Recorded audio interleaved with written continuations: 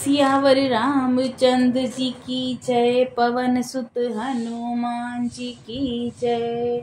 श्री गणेशाय नमः। श्री रामचंद्र जी की जय। सियावर रामचंद्र जी की जय।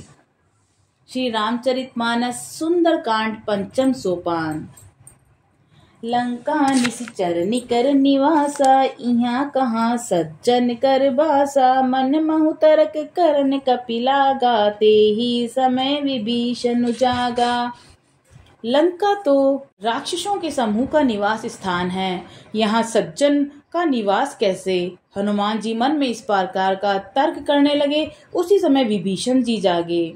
राम राम तेहि सुमिरन कीना, हृदय हर्ष कपि सज्जन चीना। एहि सन हटि करि हऊँ पहिचानी, सादित हुई न कारज हानि। उन्होंने राम नाम का उच्चारण किया। हनुमान जी ने उन्हें सज्जन जाना और हृदय में हर्षित हुए। हनुमान जी ने विचार किया कि इनसे हट करके परिचय करूंगा, क्योंकि साधु से कार्य की हानि नहीं होती, लाभ ही होता है। विप्र रूप धरि बचन सुनाए, सुनत विभीषण उठित आए। करि प्रणाम पूछी कुशलाए, विप्र कहूँ निज कथा बुझाई। ब्राह्मण का रूप धरकर हनुमान जी ने उन्हें वचन सुनाए।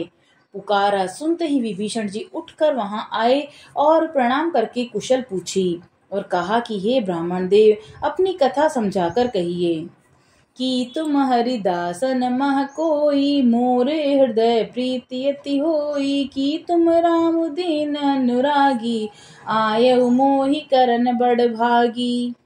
क्या आप हरि भक्तों में से कोई हैं? क्योंकि आपको देखकर मेरे हृदय में अत्यंत प्रेम उमड़ रहा है।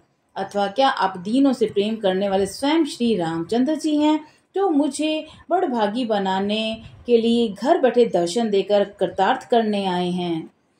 तब हनुमंत कही सब राम कथा निज नाम, सुनत जुगल तन पुलक मन, मगन सुमरी गुण ग्राम।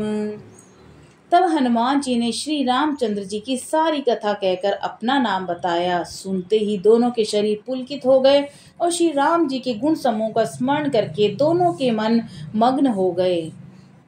सुनहु पवन सुत रैनी हमारी, जिमि दस नई महु जीव बिचारी। तात कबहु मोहि जानी अनाथा, करहिं कृपा भानुकुल नाथा। विभीषण जी ने कहा कि हे पवन पुत्र, मेरी रहनी सुनो। मैं यहाँ पर वैसे ही रहता हूँ जैसे दांतों के बीच में बेचारी जीव। हे तात, मुझे अनाथ जानकर सूर्य कुल के नाथ श्री रामचंद्र जी क्या कभी मुझ पर कृपा करेंगे?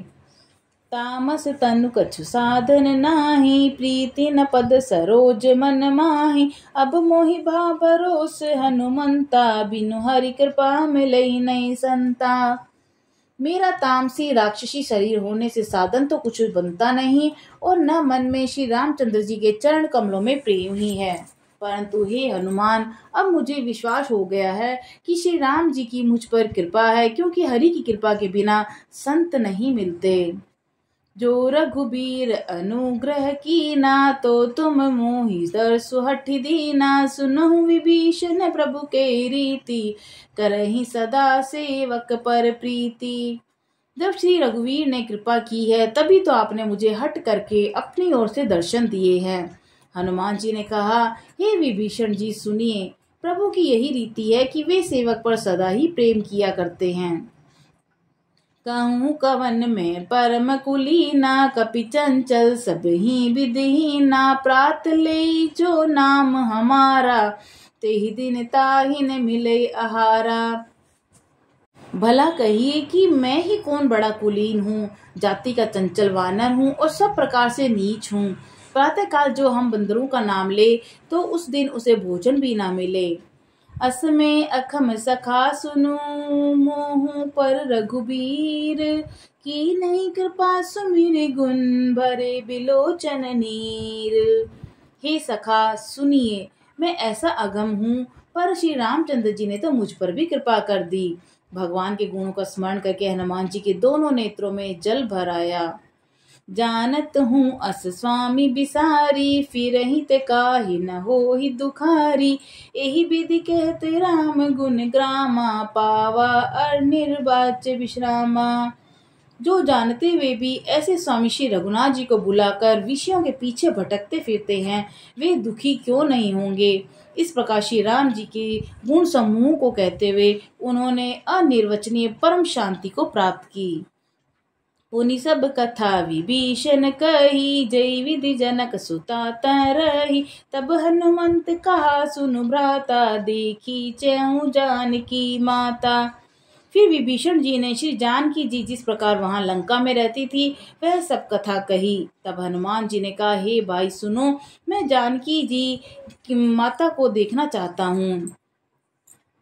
जुगुत विभीषण सकल सुनाई, चले पवन सुत विदा कराई। कई सोई रूप गए पुनितावा, बन अशोक सीता रह जावा। विभीषण जी ने माता के दर्शन की सब युक्तियां उपाय कह सुनाई। तब हनुमान जी विदा लेकर चले।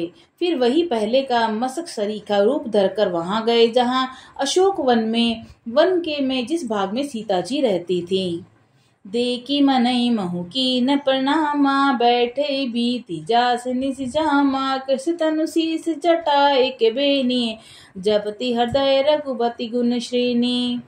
सीता जी को देखकर हनुमान जी ने उन्हें मन ही मन प्रणाम किया। फिर उन्हें बैठे ही बैठे रात्रि के चारों पहर बीत जाते थे।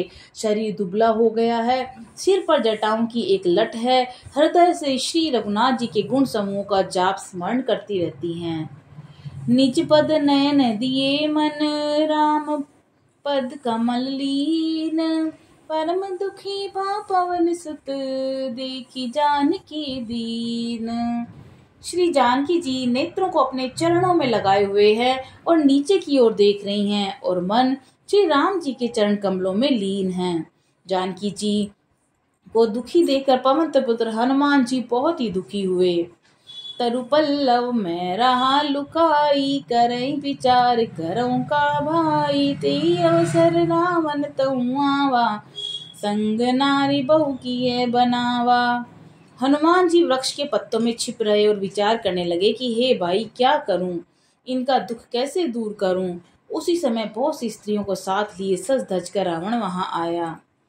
बहुविधि खल सीतई समुझावा, सामदान भय वेद दिखावा। कह रावण सुन सुमुखी सयानी, मंदोदरी आदि सब रानी। उस दुष्ट ने सीता जी को बहुत प्रकार से समझाया, साम दान भय भेद दिखलाया और रावण ने कहा कि हे सुमुखी, हे सयानी सुनो, मंदोदरी आदि सब रानियों को मैं तुम्हारी दासी बना दूंगा। यह मेरा प्रण है, तुम एक बार मेरी ओर देखो तो सही। अपने परम स्नेही कौशलाधीश श्री रामचंद्र जी का स्मरण करके जानकी जी तिनके की आड़ में पर्दा करके कहने लगी, सुनुत सुमुख खगोत प्रकाशा, कबहु के नलनी करई विकासा। असमन समझु कहती जानकी, खल सुधि नहीं रघुबीर बान की। हे दशमुख सुन, जुगनू के प्रकाश से भी कभी कमलिनी खिल सकती है। जानकी जी फिर कहती हैं कि तूने अपने लिए भी ऐसा मन में समझ ले कि रे दुष्ट, तुझे ऋषि रघुवीर जी के बाणों की खबर नहीं है। सट सुन हरि आनई मोही, अदम न निर्लज लाज नहीं तो ही। रे पापी, तू मुझे सूने में हर लाया है। रे अधम निर्लज, तुझे लज्जा नहीं आती। आप ही सुनि खगोत सम, रामई भानु समान। परस वचन सुनि काढ़ी ऐसी, बोला तिख सियान। अपने को जुगनू के समान श्री रामचंद्र जी को सूर्य के समान सुनकर, सीता जी के कठोर वचनों को सुनकर रावण तलवार निकालकर बड़े गुस्से में आकर बोला, सीता ते मम कृत अपमाना, कटेऊ तब सिर कठिन कपाना। नाहित सपति भानु मम बानी, सुमुखी होते न जीवन हानि। सीता, तूने मेरा अपमान किया है, मैं तेरा सिर इस कठोर कृपाण से काट डालूंगा। नहीं तो अब भी जल्दी मेरी बात मान ले। हे सुमुखी, नहीं तो जीवन से हाथ धोना पड़ेगा। श्याम सरोज दाम सम सुंदर, प्रभु बुझ करी सम दस कंधर, सो बुझ कंठ की तबसी घोरा, सुनु सठ अस प्रवान पन मोरा। सीता जी ने कहा कि हे दशग्रीव, प्रभु की भुजा जो श्याम कमल की माला के समान सुंदर और हाथी की सूंड के समान पुष्ट और विशाल है, या तो वह भुजा ही मेरे कंठ में पड़ेगी या तेरी भयानक तलवार ही। रे शठ सुन, यही मेरा सच्चा प्रण है। चंद्रहास हरुमम परितापम, रघुपति बिरय अनल संजातम, शीतल निस्ति बहसी वरधारा, कै सीता हरुमम दुख भारा। सीता जी कहती हैं कि हे चंद्रहास तलवार, श्री रघुनाथ जी के वीरे की अग्नि से उत्पन्न मेरी बड़ी भारी जलन को तू हर ले। हे तलवार, तू शीतल तीव्र और श्रेष्ठ धारा बहाती, अर्थात तेरी धारा ठंडी और तेज है। तू मेरे दुख के बोझ को हर ले। सुनत बचन पुनि मारन धावा, मैं तनया कही नीति बुझावा, कैसी सकल निश्चर ने बुलाई, सीत ही बहु वृद्धि त्रास हो जाई। सीता जी के वचन सुनते ही वह मारने के लिए दौड़ा। तब मैं दानव की पुत्री मंदोदरी ने नीति कहकर उसे समझाया। तब रावण ने सब राक्षसों को बुलाकर कहा कि जाकर सीता को उसी प्रकार से भय दिखलाओ।